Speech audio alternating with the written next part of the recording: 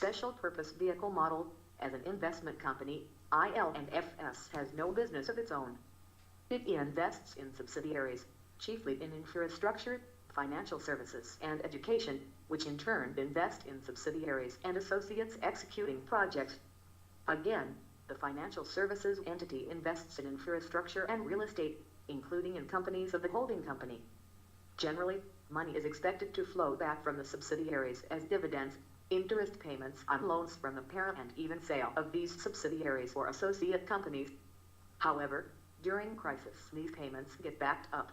The whole organization is adversely affected. Issues with management. The RBI had expressed concerns about the operations of IL&FS Financial Services (IFIN) in 2015. RBI's inspection report pointed out that the net-owned funds of the finance company had been wiped out and that it was over-leveraged. Further, the report stated that the management had declined to take corrective measures issues/concerns. Doubts over infrastructure projects. The government fears that IL&FS's inability to finance and support the projects could damage the infrastructure sector. PPP model. The IL&FS crisis has raised concerns over India's public-private partnership (PPP) program to finance infrastructure projects.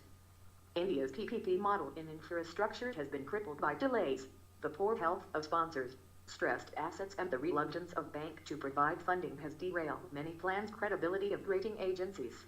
The credit rating industry has come under scrutiny after the firms that assessed IL&FS failed to see the financial troubles of IL&FS.